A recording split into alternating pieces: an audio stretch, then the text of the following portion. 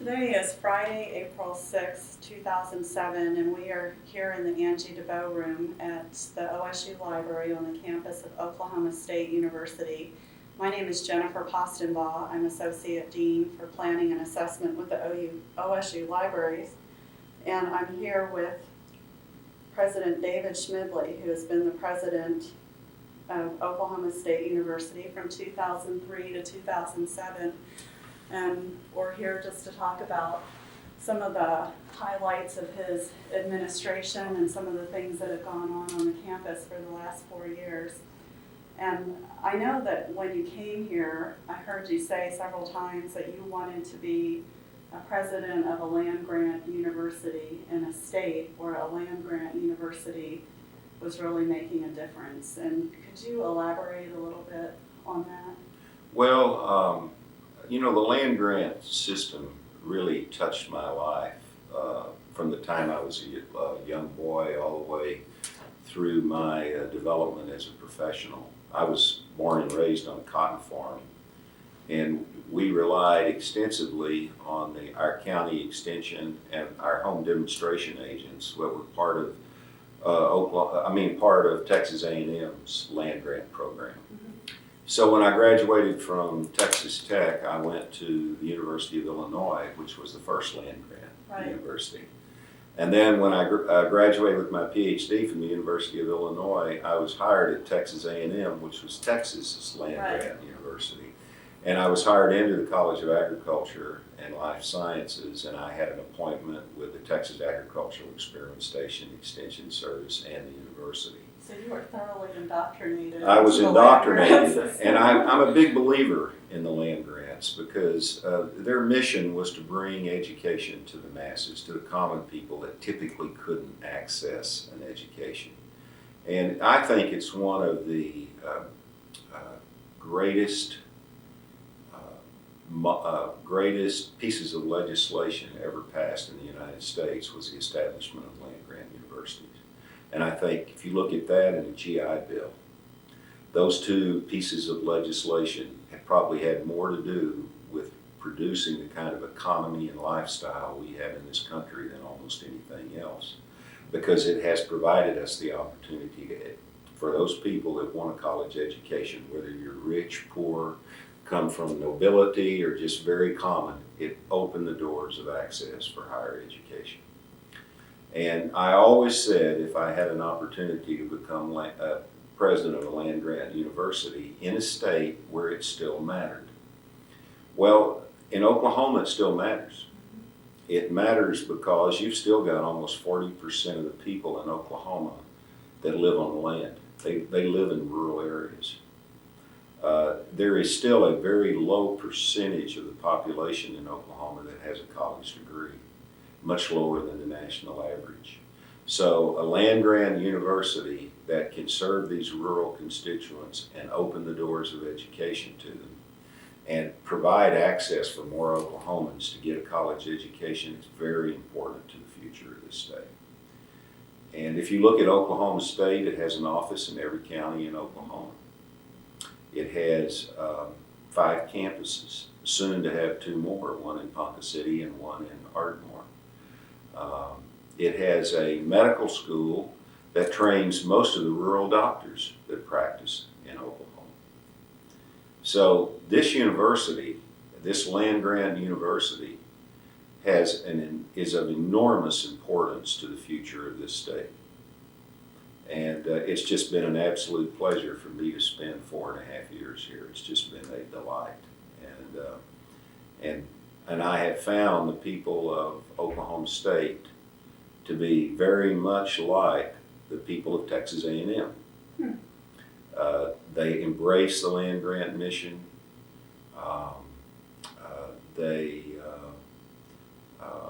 They have tremendous pride in the institution, and that's typical of your strong land grant universities. So that was very important in my decision to come to Oklahoma State. Probably the most important factor was the chance to be able to lead a land grant university. And so was that also, I realize there were many things that were part of your decision to go to New Mexico, but the fact that they are not the land grant institution. No, they're that's flagship. it.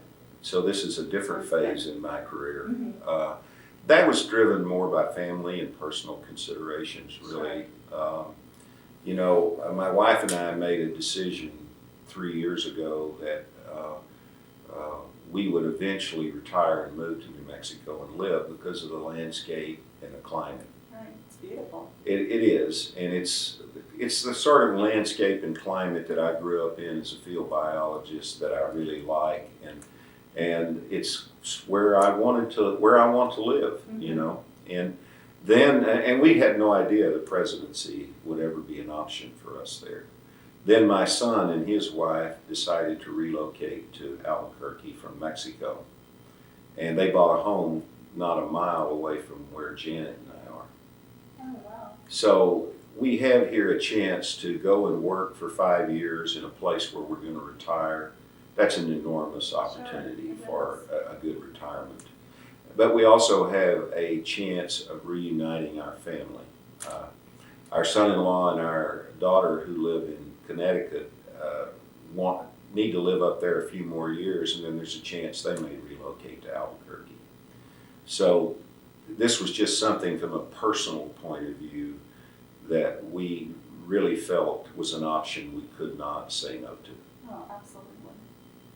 Well, and it's wonderful that it appears to have worked out so well for you. It did. It's just sometimes, you know, it's like people say the stars align. The University of New Mexico needed experienced leadership, and they've had like 4 presidents the last 5 years. Mm. So they recruited me very strongly, and as I got more and more into the recruitment and discussion with them and realized these personal aspects of possibly going there, that's really what drove that decision. The decision to come from Texas Tech to Oklahoma State was driven more by my love of the land-grant mission and the opportunity that I saw in Oklahoma, where this land-grant university really is. It's not departed from the land-grant mission, and there is still a need for it in this state. Well, when you came to Oklahoma, you came here after one of Oklahoma's own was well established at the University of Oklahoma, and yet you appear to have really thrived in this environment where David Boren has an awful lot to say about what goes on. Can you talk a little bit about that? Well, I decided early on, I met David, and I really liked him. And you know, if you have to admire what he's done at OU. He's done a spectacular job, and he's a very bright, sharp man. And what I discovered was what the man was really most interested in was good things for Oklahoma. Yes, he wanted to represent OU and succeed in that regard, but he really had this broader view, and you would expect him to because he was a governor and state senator for the entire state, and his family had connections here at Oklahoma State. I mean, one of the laboratories or facilities at our vet school is named after his mother, I believe. Mm-hmm. So David and I, we really hit it off, and we decided that, look, we need to compete on Saturdays and a few nights a week. But other than that, we ought to try to formulate a vision for higher education in the state of Oklahoma that would benefit both OU and OSU and ultimately maximize the benefit of those 2 institutions to the state. So we worked together very closely with the legislature, trying to get the bond issue that ultimately was passed, trying to get tuition deregulation so that we could strengthen both of our institutions, working on capital projects that complemented one another instead of competed with one another. And I am proud to say that I have had a very good professional and personal relationship with President Boren, and our wives as well. And so it's just been one of the highlights of being in Oklahoma has been to get to know David and to watch his leadership because he's outstanding. Well, I would like to turn a little bit now to some of your presidential initiatives. Okay. I know that strategic planning has really been one of the hallmarks of your presidency here at OSU. What is your assessment of the process at OSU, and are there things that surprised you that were accomplished, and are there things that you wish could have been accomplished but that weren't? Well, I think that's always true, Jennifer, that, you know, you always, you come into any presidency with big ambitions. And, you know, I'm a real fan of Yogi Berra. He's in many ways, I guess you would say, my favorite philosopher. Mm-hmm. And Yogi said one time, he said, well, he said, you know, if you don't know where you're going, you might not get there. And that's always stuck in my mind. And when I got here, I just observed after a few months a real need for this institution to have a strong sense of where it was going to go. And that it was time, the timing was right to really do a comprehensive strategic plan that involved all the faculty, the students, the alums, the leading citizens of the state, and really talk about what this land-grant university ought to be doing for the state of Oklahoma. And we did that. It was painful, as strategic plans often are. They require people to spend a lot of time, and you have to talk about a lot of things, and you don't always get your way, and other priorities emerge. And so it created some frustration, but I think the bottom line was it also created some unity around a vision of what we should be doing. Mm-hmm. Okay, and I think we've made progress in each of those. The four big areas that emerged, one was access. Mm-hmm. The second was affordability. The third was excellence. And the fourth was student success. Okay, and you know, what we were trying to do was align every aspect of Oklahoma State so that we could make progress on those four big factors. And I will tell you, those are the four biggest issues facing higher education in this nation today. Okay, those are the four big issues.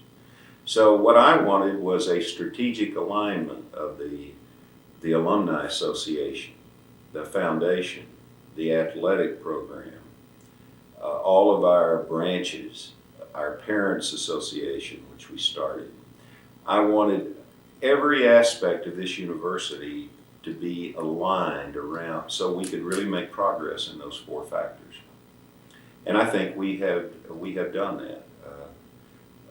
We have had to raise tuition, but even though we've raised it, we still have the lowest tuition among our peer group, Big 12.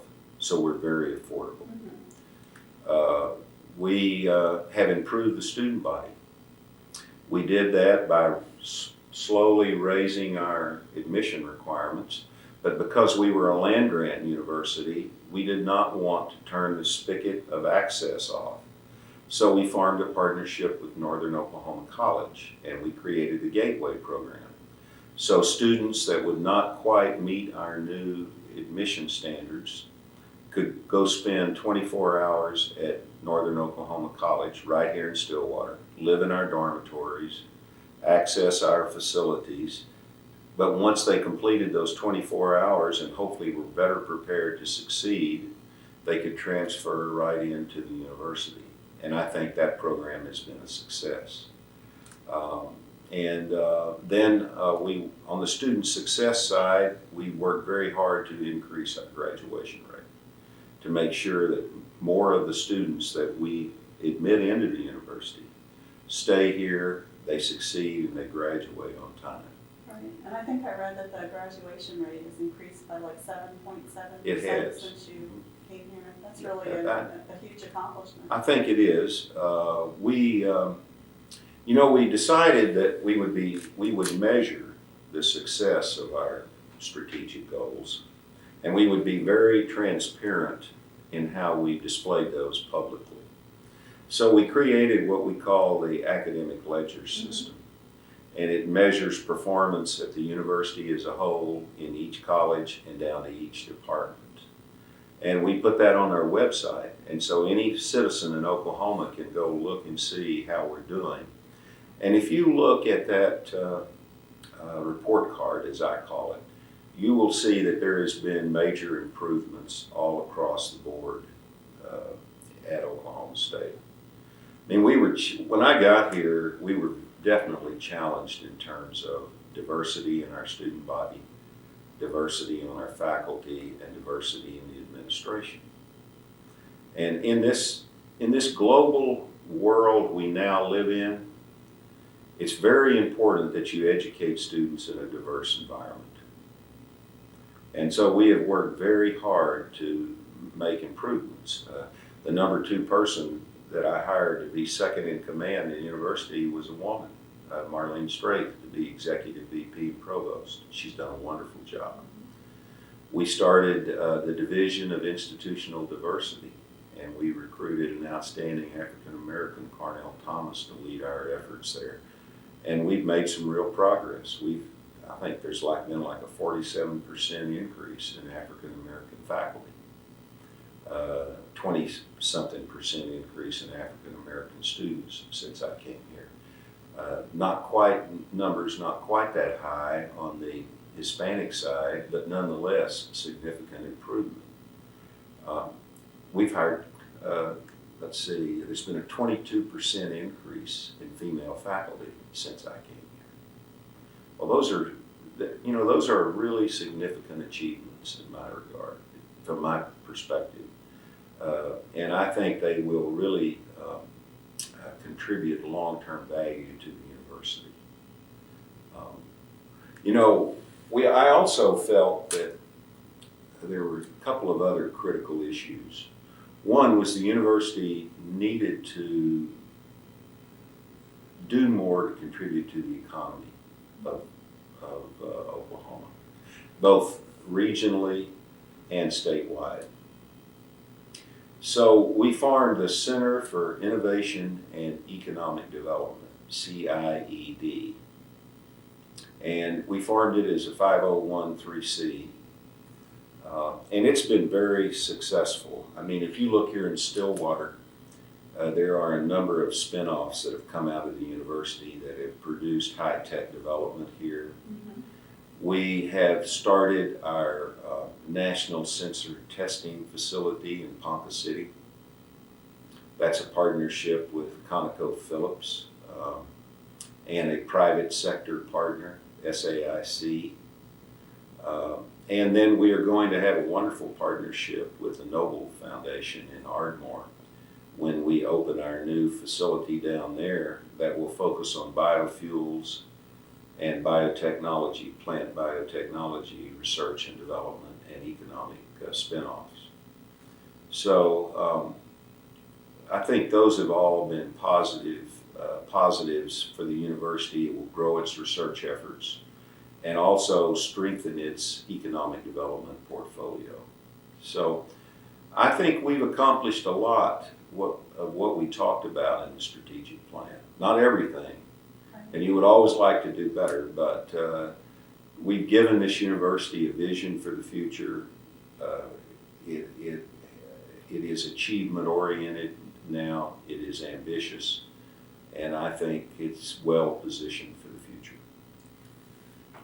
I think one of the things that you've done to increase diversity on our campus is not just through the Office of Institutional Diversity and the effort that Cornell Thomas has made and the faculty hiring, and some of the things that you pointed to, but also some of our new initiatives in Mexico.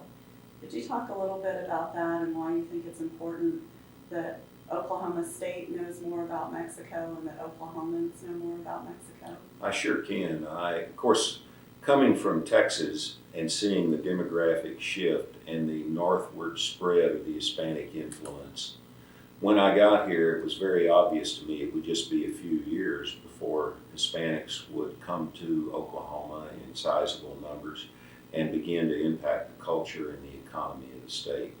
And we are, in fact, beginning to see that happen. Yes. And the U.S. and Oklahoma is not very far from it, shares this enormous border with Mexico. And we're really, whether we like it or not, we're very connected. We're joined at the hip, so to speak. So I felt like it was important for our students to have opportunities to go to Mexico and study and learn the culture. And I also felt like it would really benefit Oklahoma if we could bring more students from Mexico here to study at the university. And that culturally, as we brought Oklahoma together with Mexico, there would be opportunities to better assimilate Hispanics into Oklahoma. And second, there would be major economic development opportunities. If you look, I know I've traveled a lot in Mexico. In fact, I've driven every highway in the Republic of Mexico. I know it better than the United States. My son lived down there for almost 7 years. He's married to a young woman from Puebla, Mexico. And when educated and empowered, the Hispanic people are enormously good people. They have great family values. They're hardworking people. And they could contribute so much to the future of Oklahoma positively. And so what we've done is we've opened some offices in Puebla. We have partnerships with 2 major universities there. We have started a summer immersion Spanish program there for our students. We have now placed a lot of our students down there to go to school for a year. I've had some of them come by to see me, and they just had a wonderful experience. And now we're beginning to recruit students from Mexico here. And the most recent thing that was encouraging was our person in Mexico, Jose Saranaga,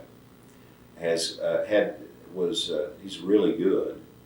Got the government of Puebla, the city and the state of Puebla, to provide funding for 20 students from Mexico to come to Oklahoma State University. Almost $200,000 American dollars. That's an enormous step in the right direction. So I think you're going to see that Oklahoma State in the future, in terms of its international programs, you're going to see that it's very well positioned to have a very strong partnership in Mexico.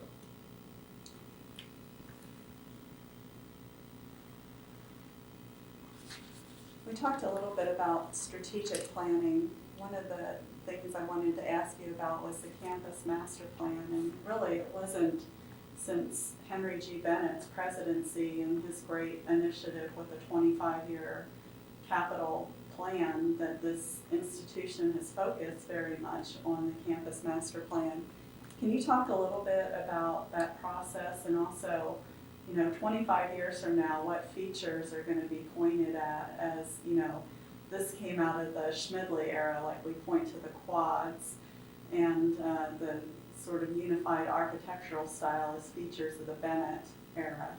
Well, in the process of doing our strategic plan, we identified so many building projects that we needed. The university hadn't built a lot of academic space for a long time.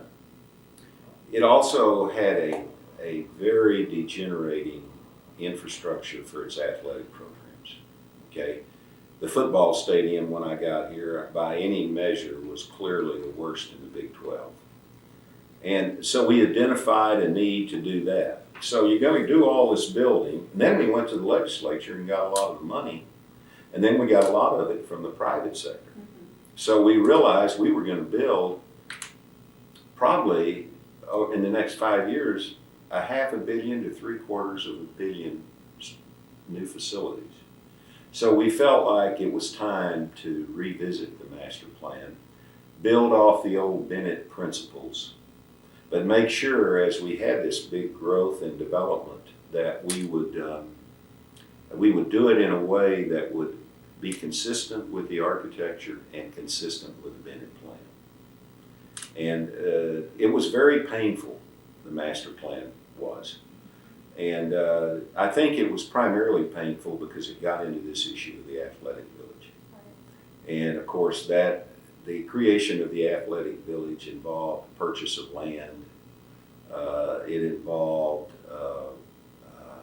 a dramatic expansion of our athletic facilities.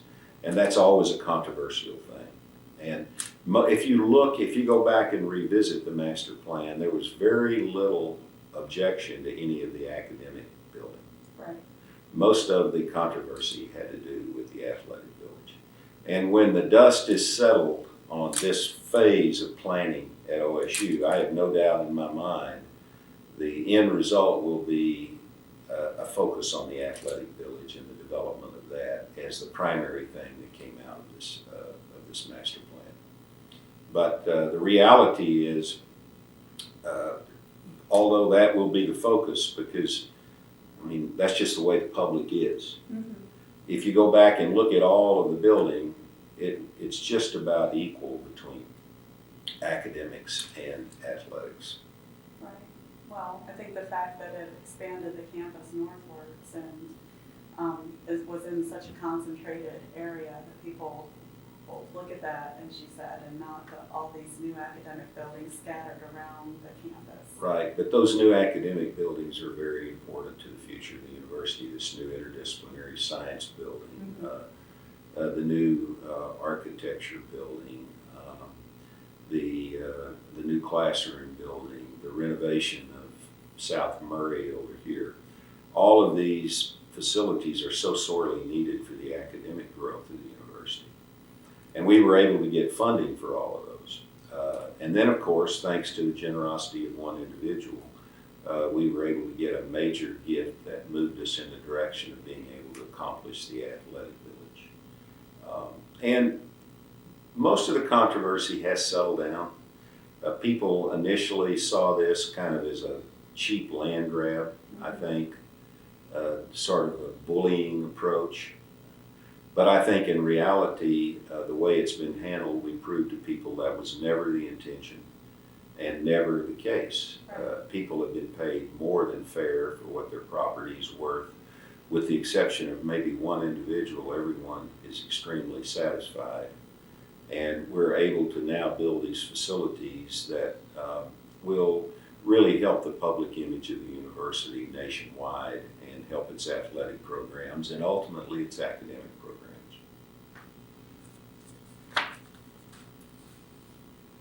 I guess one final initiative that I wanted to ask you about before we move on to another topic is that you have, I think that this has been important to you, your involvement with the Honors College and the Scholar Development Program, and especially with the Cambridge initiative. Could you talk a little bit about that? Well, you know, I mentioned those four big factors, right. And under excellence, what you want in any academic institution, you always have a certain number of students that are just truly exceptional. These are the brightest young men and women you have on the campus, and they're ones that are really interested in scholarship. Okay, they don't want to just be in the classroom and then go to their sororities or fraternities or their dorms and then be left alone. These are young people that are so sharp they're looking for special experiences. When I got here and saw the Young Scholars Program in place and met some of these students and realized how truly outstanding they were, and then I met Bob Grauman. Mm-hmm. And you know, and Bob Grauman is like, he's like your Hall of Fame basketball coach. I mean, he truly is. He takes these young men and women and develops them as scholars and spends enormous time with them and invests energy in them. So they have this ability to get these special experiences. And I decided that as president that I really need to put strong support behind Bob in that program. So we tried to provide more resources to Bob, and then I personally volunteered to teach as part of the Cambridge program. And I was able to do that. I was able to travel to Cambridge with these students.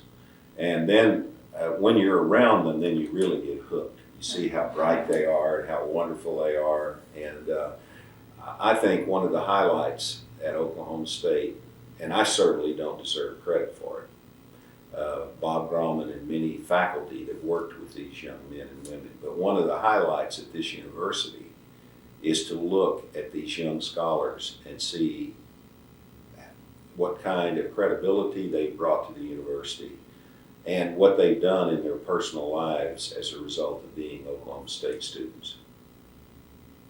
Well, this is a perfect lead-in. I wanted to talk to you about the different constituencies that make up OSU, and of course, students. You've been such a student-focused president, and you talked a little bit about some of these students that are exceptionally bright and have been part of this program.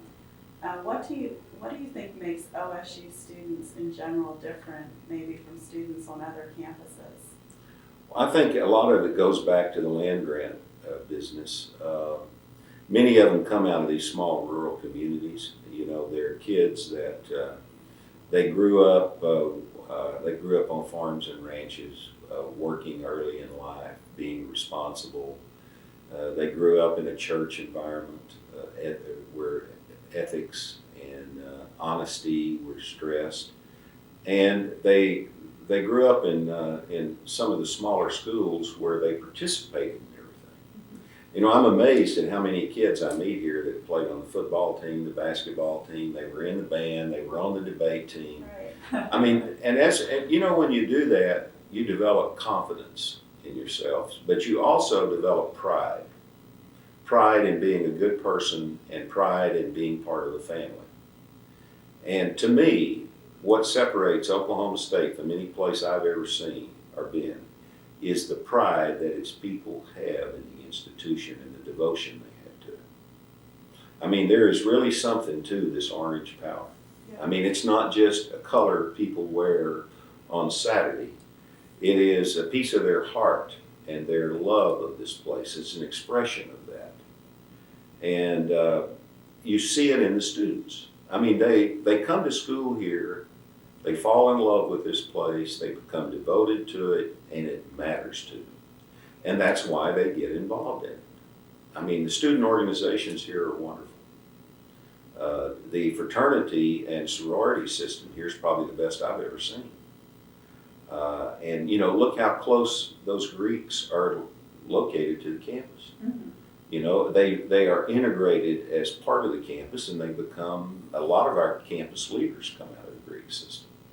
And for the most part, we have very few problems with the Greek system here. It's mostly a very strong bunch of young people where leadership is very much stressed. So, Oklahoma State has a lot of great assets. Its greatest asset is the quality, in my opinion, of its student body and the involvement of its student body and the bonding that those students get when they attend school here. Then they become alums, okay? But they still carry that strong bonding to the university.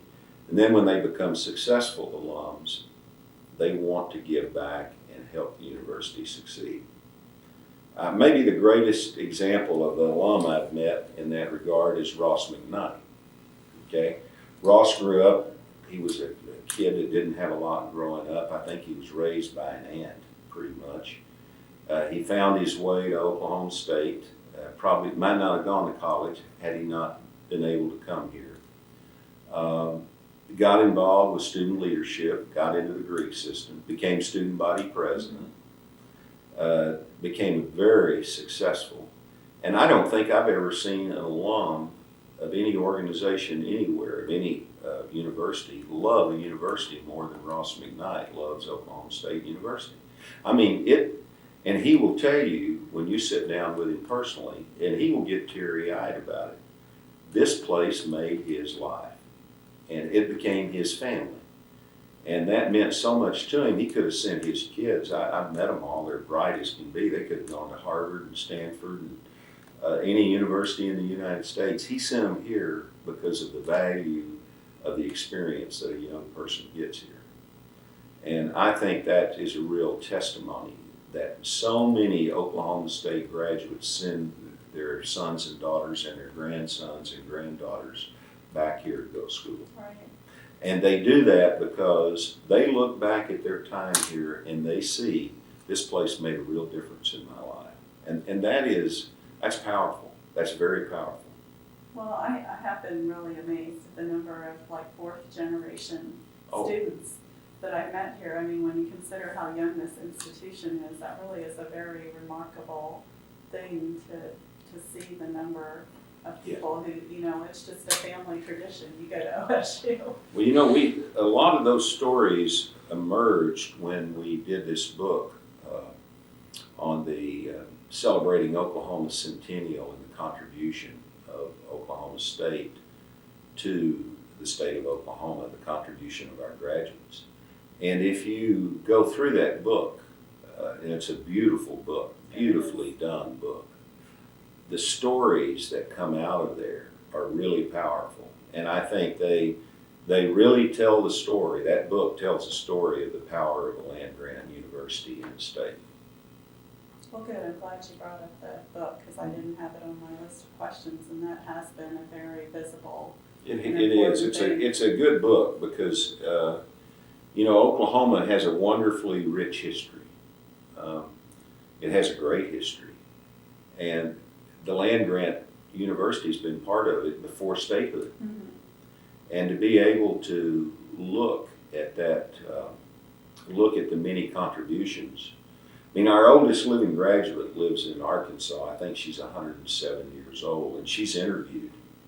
And that's an amazing interview. I bet it is. I mean, she was a student here in 1919. Okay, that's the end of right after World War I was over. She was a cheerleader. She still remembers all the old cheers. She remembers who her teachers were. I mean, I've never seen a person that could express more eloquently what a university education meant to them than this woman.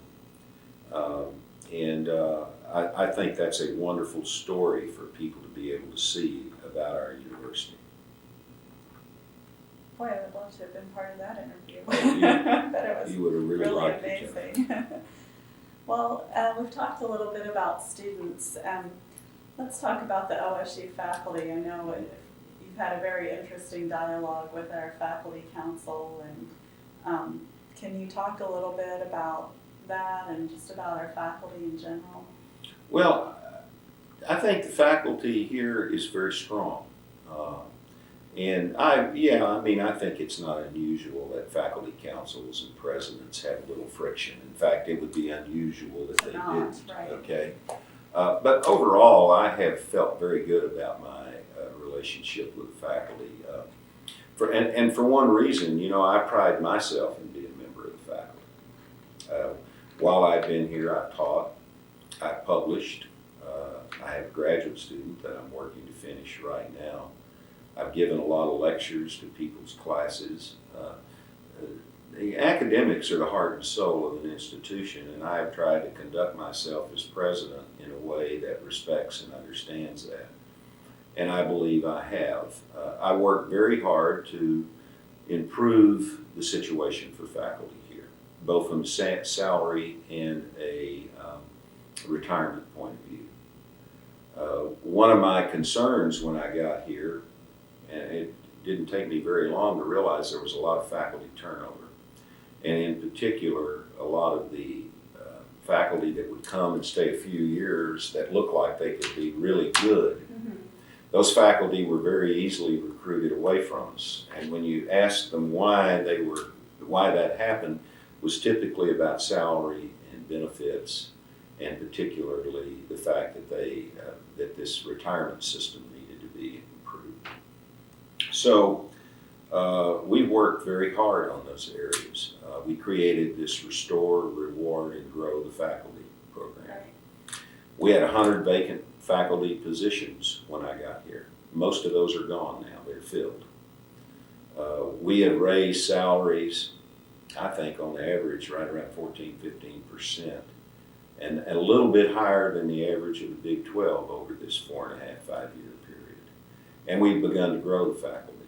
And we've been hiring really good young faculty and investing in them. And we've slowed down the faculty turnover. So I think the faculty are being strengthened. Most of the friction has been about, I think, style and the fact that I wanted to move very aggressively in some areas. And that's always a problem for faculty. You know, they want to debate and Sure. talk. And I don't have any problem with that, but there is a time when the debate and talking needs to be over and a decision needs to be made and you need to move on. And so that's the kind of person I am. I told faculty I was that way when I got here. I don't think they were surprised by it. But at various points in time, it has created a little stress. But I don't feel like I'm leaving here an enemy of faculty at all. I really don't. And I think most of the faculty that really look at what we've done here, and I've had many of them come by and tell me that they really appreciated the focus that I put on faculty here. Well, during your presidency, we received some of the largest gifts that the institution has ever received. Mm-hmm. The largest one from a foundation to the university with a Reynolds gift for the School of Architecture building, and also with, of course, Mr. Pickens' gift of $165 million. I know that, you know, relationships with donors are always interesting, having been a development officer myself for 5 years here.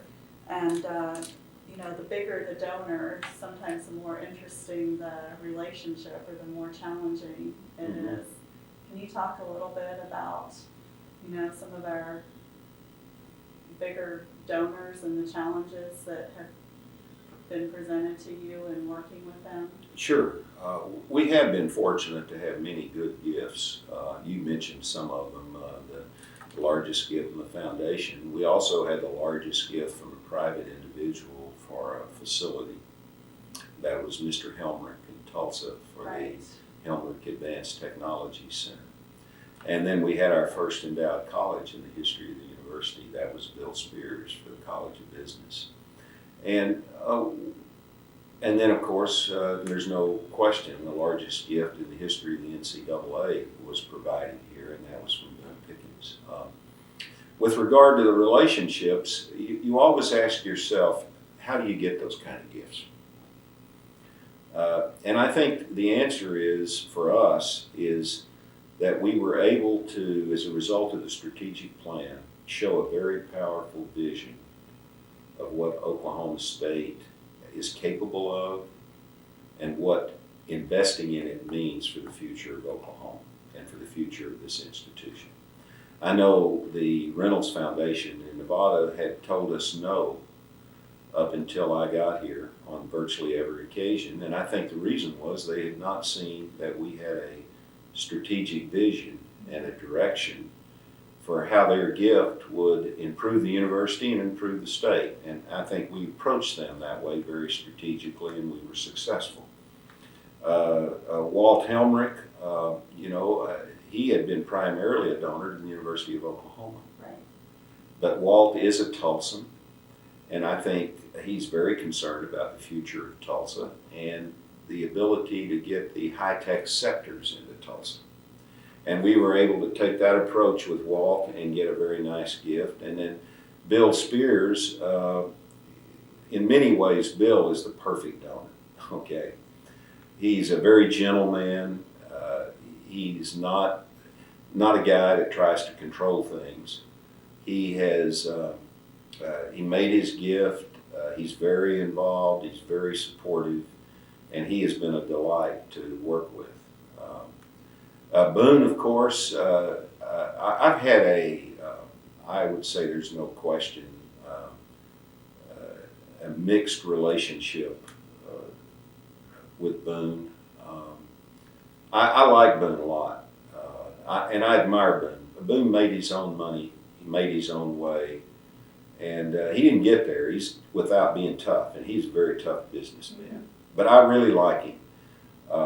We haven't seen eye to eye on a lot of things, but that's all right. I mean, that's the way things go sometimes with donors and university presidents. But I think all in all, we've been able to nurture Boone's gift for the betterment of the university.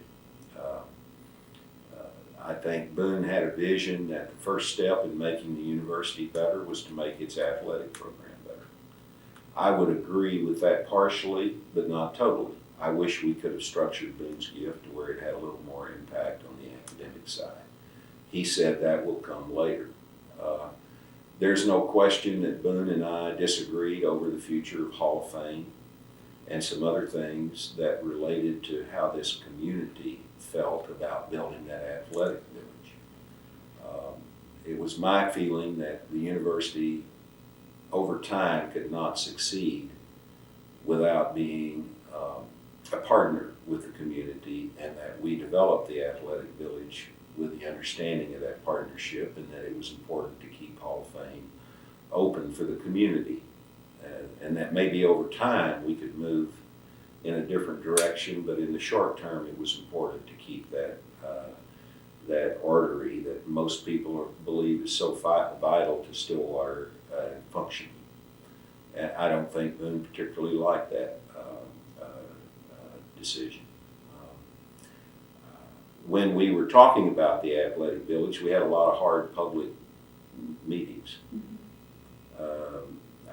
I don't think Boone liked those particularly. I think they were very important, myself, in getting us to a point where we could move forward positively. I think people in the community had a right to say, and they needed to say what they felt about the athletic village. And I think, yes, it was painful. It was certainly painful for me. But I think it was important as leader of the university, I be in front of the public and I answer their questions and I answer them honestly and I listen to them, and we made some adjustments as a result of that. And I think that it has now, I think where we are, it's paid off. So I don't know. I certainly leave here with high regard for Mr. Pickens. I appreciate what he did for the university. And I hope that he will be supportive of the next president. I'll be shocked if he's not. And I look forward to the day when Boone not only helps us reach the pinnacle athletically, but he also helps this university reach the pinnacle academically. Okay, I'm going to pause right now. Sure.